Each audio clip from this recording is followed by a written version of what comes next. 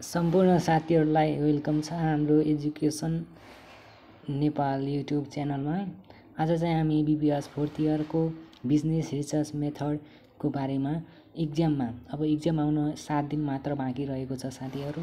अनि त्यसको लागि इम्पोर्टेन्ट यी दुईवटा युनिट लिएर आएको छु, जसले गर्दाखेरि तपाईँले यति नोट हेरेर जानुभयो भने पनि तपाईँले मजाले पास नम्बर ल्याउन सक्नुहुन्छ। जुन यो दुई युनिटबाट 10 मार्क्सको 2 नम्बर, 2 को 2वटा अनि 15 को दुवैवटा पनि सोध्न सक्छ, कहिलेकाहीँ एउटा पनि सोध्न सक्ने चान्स हुन्छ।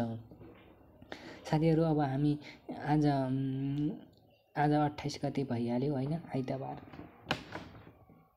28 गते। अब 5 गतेबाट इक्जाम छ, त्यस कारणले अब नोटहरू सरासर हामी राख्दै जानेछौँ, तपाईँहरूले हेर्दै गर्नुहोला।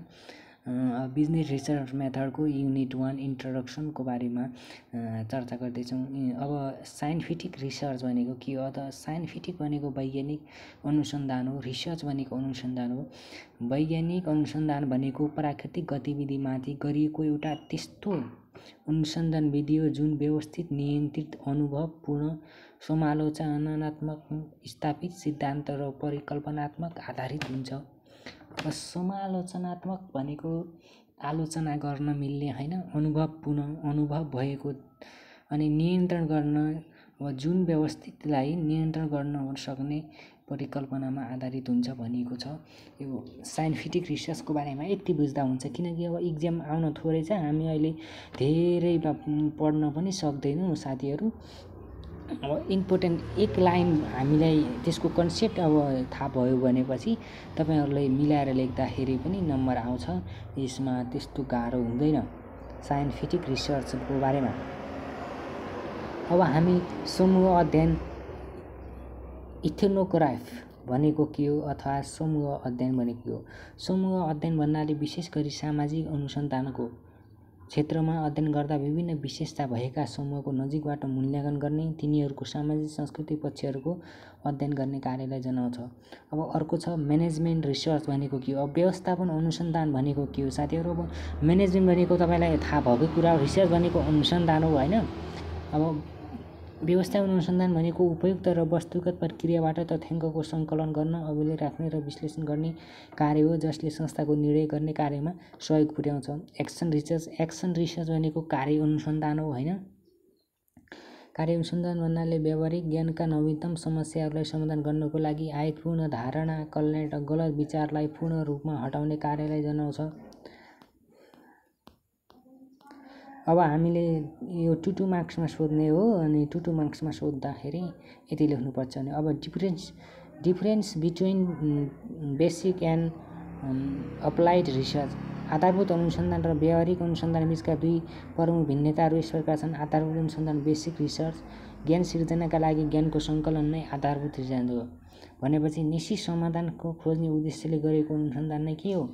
अप्लाइड रिसर्च हो। अनुसन्धान परिधिभित्र बाँधिएको हुन्छ, यो परिधिभित्र बाँधिएको हुन्छ,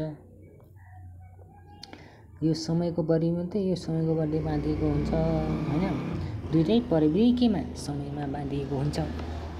र अब रिसर्च छ अनुसन्धान, यसले अब हल्का ठुलो मार्क्समा सोद्धाखेरि के लेख्ने भन्ने हो? अब कुनै क्षेत्रको बारेमा नवीन भनेको नयाँ हो, नयाँ ज्ञान प्राप्त गर्नको लागि सावधानीपूर्वक गरिएको खोज वा अन्वेषणलाई नै अनुसन्धान भनिन्छ, खोज्नुलाई नै अनुसन्धान भनिन्छ। यसले समस्याको पहिचान, विश्लेषण, परिकल्पनाको निर्माण, तथ्याङ्क सङ्कलन, प्रस्तुतीकरण, विश्लेषण, निष्कर्ष निकाल्ने कार्यमा जोड दिएको हुन्छ भन्ने होइन। अब वैज्ञानिक व्यवस्थापनका प्रमुख विशेषताहरू, साइन्टिफिक रिसर्चका विशेषताहरू, फिचरहरू भन्न सक्छ, कहिलेकाहीँ होइन नेचर भन्न सक्छ, एउटै हो यो। व्यापकता, उद्देश्यमूलक, परीक्षणयोग्य, उद्देश्यमूलक अनि वस्तुपूरक होइन, सामान्यीकरण, सटिक, यति हो। अब सङ्ख्यात्मक अनुसन्धान भनेको क्वान्टिटेटिभ रिसर्च। क्वान्टिटेटिभ भनेको सङ्ख्या अनि टिभ भनेको मत भयो होइन, रिसर्च सङ्ख्याको मापनको आधारमा एवं विश्लेषण गर्ने अनुसन्धानलाई। सङ्ख्यात्मक भनेको सङ्ख्याको आधारमा भन्नै भयो, जस्तै टी टेस्ट, जे टेस्ट होइन, आदि छन् भनेको छ। अर्को क्वालिटेटिभ रिसर्च भनेको गुणात्मक, क्वालिटी भनेको गुणात्मक, क्वान्टिटी भनेको सङ्ख्या, क्वालिटी भनेको के गुणात्मक अनुसन्धान। यसले व्यक्तिको विशेष स्वभाव र आचरण अथवा कुनै पनि वस्तुको रुचिलाई वर्णन गर्नु र एक जटिल अनुसन्धान हो। हामी सरसर हेर्छौँ साथीहरू, धेरै यो हल्का 10 नम्बरमा सोध्ने अथवा 15 मार्क्समा सोध्ने गर्छ। म्यानेजमेन्ट रिसर्च भनेको के हो, यसको प्रक्रिया लेख, यसका विशेषता लेख भनेर व्यवस्था अनुसन्धान भनेको उपयुक्त र वस्तुगत प्रक्रियाबाट तथ्याङ्कको सङ्कलन गर्ने, अभिलेख गर्ने, विश्लेषण गर्ने कार्य हो जसले संस्थाको निर्णय गर्ने कार्यमा सहयोग पुर्याउँछ। अर्को छ व्यवस्थापन अनुसन्धान भनेको एउटा सिलसिलाबद्ध किसिमबाट मानवीय विकास वा समस्याको गहन खोजी हो जसका माध्यमबाट संस्थासँग सम्बन्धित समस्या समाधान गर्न सकियोस्।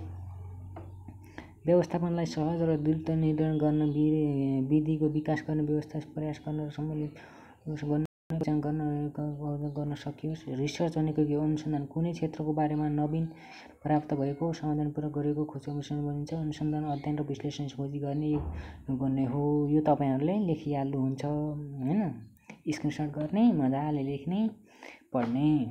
वैज्ञानिक अनुसन्धान प्रक्रिया, process of the scientific research, सामान्य महसुस गर्नु, समस्याको पहिचान गर्नु होइन, सन्दर्भ सामग्री पुनरावलोकन र सैद्धान्तिक ढाँचाको निर्माण गर्नु, परिकल्पनाको निर्माण गर्नु, अनुसन्धानको ढाँचा, तथ्याङ्कको सङ्कलन, तथ्याङ्कको विश्लेषण, विवेचना, सामान्यीकरण। Different between basic and applied research भनेको यो लङमा सोध्न सक्छ। बेसिक आधारभूत अनुसन्धान ज्ञान सिर्जनाको लागि, यो निश्चितको लागि यो बढी जोड दिन्छ, यो कम जोड दिन्छ, सामान्य परिणाम बाँधिएका हुन्छन्, नतिजाको सामान्यीकरण गर्छ, यसले गर्दैन, व्यवहारमा लागु हुँदैन, यो लागु हुन्छ होइन। यो सरल तपाईँले गरिहाल्नुहुन्छ। अनुसन्धान भनेको के यो तपाईँले गरिहाल्नुहुन्छ। यसका विशेषताहरू उद्देश्यमूलक दोहोरो प्रयोग होइन, अघि नै हामीले भनिसकेका छौँ। र यसको साइन्टिफिक रिसर्चको पद्धति भनेको छ, यो तपाईँले सर हेर्नु होला साथीहरू। अहिले यो धेरै पढ्न थाल्यो भनेपछि धेरै लामो भिडियो हुन्छ। प्रोसेस अफ साइन्टिफिक, अब वैज्ञानिक अनुसन्धानको प्रक्रियाहरू, सामान्य महसुस गर्नु, समस्याको पहिचान गर्नु, सन्दर्भ सामग्रीको पुनरावलोकन गर्नु होइन, यो छ। अब अर्को छ व्यवस्थापकीय निर्माण निर्णय प्रक्रियामा अनुसन्धानमा भूमिका, roles of the research in managerial decision making भनेको छ। यो पनि छट्टै कतिवटा 1 2 3 4 5वटा लेखे भइहाल्यो, अरू थप्दा पनि हुन्छ। व्यवस्थापन प्रकृति, नेचर भनेको प्रकृति हो। यो तपाईँले इङ्ग्लिसबाट माथिको ओर चाहिँ अहिले जानुपर्छ, किनकि इङ्ग्लिसबाट जाने पनि तपाईँले नेपालीबाट जानेर के गर्नुहुन्छ, इङ्ग्लिसको मिनिङ थाहा हुनु थियो भने तपाईँले इङ्ग्लिस नेपाली जानेर के गर्नुहुन्छ ल भन्नु त। त्यस कारणले टपिक्सको जस्तै व्यवस्थापन अनुसन्धानको प्रकृति, नेचर अफ म्यानेजमेन्ट रिसर्च भन्ने धेरै विषयसँग सम्बन्धित होइन, व्यावसायिक फाइदा, व्यावहारिक हो त अनि यो पनि सरले लेखिहालेँ। पारदर्शिता हुन्छ होइन, यो अनि टक्कै सबल पक्षहरू, नैतिक व्यवहारहरू सट भयो। यो तपाईँले लेख्नुहुन्छ साथीहरू। अब इक्जाम आउन तयारै छ, हामीहरू यसरी नै भिडियो राख्दै जाँदैछौँ। अब म पनि इक्जाम दिने विद्यार्थी हुँ तपाईँहरू जस्तै। मेरो पनि 5 गतेबाट इक्जाम छ, मैले नोट बनाएको त्यसै पढेको होइन, त्यही अनुसार भिडियो पनि बनाइदिउँ भनेर बनाएको साथीहरू। अनि युनिट 5बाट पनि 10 मार्क्स 15 मार्क्स अनि +2 मार्क्स गरेर सोध्छ। सबभन्दा धेरै सोध्ने भनेको रिसर्चमा युनिट 1 र युनिट 5बाट हो। यो एकदम ध्यान दिएर सुन्नु होला साथीहरू। अब मेरो पनि इक्जाम हो, तपाईँकोहरूको पनि इक्जाम हो, त्यस कारणले मैले जे पढ्छु त्यही मैले यहाँ पोस्ट गरेको छु। तथ्याङ्क डाटा भनेको के हो, मैले यसरी नै पढ्ने गरेको छु साथीहरू होइन। अब टाइम थोरै छ, त्यस कारणले धेरै पढ्न सकिँदैन। तथ्याङ्क सङ्कलनको योजना निर्माणमा ध्यान पुर्याउनु होला। म नेपाली मिडियमबाट हो, इङ्ग्लिस मिडियमको साथीहरूलाई पनि मैले नोटहरू हालिदिने गर्छु, हेर्दै गर्नु होला होइन। यो चाहिँ नेपाली मिडियमको लागि हो, इङ्ग्लिसको लागि पनि बुझ्न सक्नुहुन्छ भने राम्रो छ। प्राइमेरी डाटा भनेको प्राथमिक हो, यसको स्रोतहरू भनेको त स्रोतहरू भयो होइन। सेकेन्डरी डाटा अनि यसका स्रोतहरू भनेछ। यो सर तपाईँलाई स्क्रिनसट गर्दै लेख्दै गर्ने, पढ्दै गर्ने। युज अफ सेकेन्डरी डाटा सबै पढ्नु भनेपछि धेरै टाइम लाग्छ क्या। प्रश्नावली पनि छ होइन, यस्तो न मैले सब देखाइदिएछु, राम्रो नोट बनाइदिएछु। मैले आफै नै पढ्ने नोट हो यो होइन। पर्सनली माग र विषयवस्तु भयो, तथ्याङ्कहरू भयो होइन, अनुसन्धान अन्तर्वार्ता रिसर्च इन्टरभ्यू भनेको के भनेको छ होइन। अब मैले टक यो आफैले पढ्ने भनेर अलि राम्रो अक्षरले पनि गराएको, मन लगाइ नलगाई होइन। अवलोकन भनेको के यो पनि आउँछ के साथीहरू होइन। तथ्याङ्क, सङ्केतीकरण, वर्गीकरण, तालिकाकरण, यसका फाइदाहरू होइन। मैले इङ्ग्लिस छु तपाईँलाई जस्तै भेरिएबल्स प्रकार भनिहाल्छ।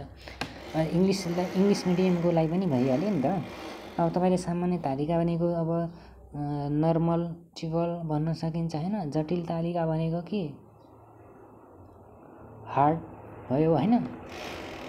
तपाईँले बुझिहाल्नुहुन्छ नि साथीहरू। अब यो टक्कै भयो अनि व्याख्यात्मक तथ्याङ्क शास्त्र भयो।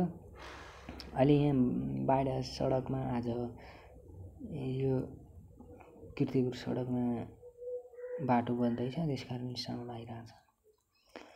सैद्धान्तिक तथ्याङ्क शास्त्र भनेको के भनेको छ होइन। अब यो जे30 भनेको नोट लेख भनेर पनि कहिलेकाहीँ छोटकरीमा सोध्ने रहेछ।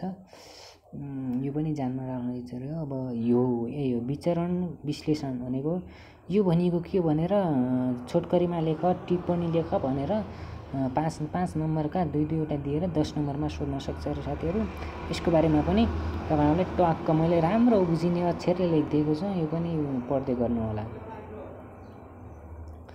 योभन्दा बाहिरको आउँदैन होइन। यसको बारेमा पनि पढ्ने मैले सब बनाइदिएको छु। यो पढ्न लाग्यो भने होइन तपाईँहरूलाई 1 घन्टाको भिडियो बन्छ कि। त्यस कारणले मैले तपाईँलाई सरर देखाइदिएको मात्रै। सहसम्बन्ध भनेको के हो होइन, प्रतिगामी विश्लेषण भनेको के हो, गुणात्मक भनेको के हो। अब यो युनिट 1 र युनिट 2 सकियो। बाँकी युनिटको अब 67 छ नि त, 10 मार्क्समा आउने कुनै पार्टबाट सोध्ला 15 मार्क्सको। अब त्यो बाँकी अर्को भिडियोमा लिएर आउनेछु साथीहरू। आजलाई यति नै। हस्, धन्यवाद। Thank you everyone.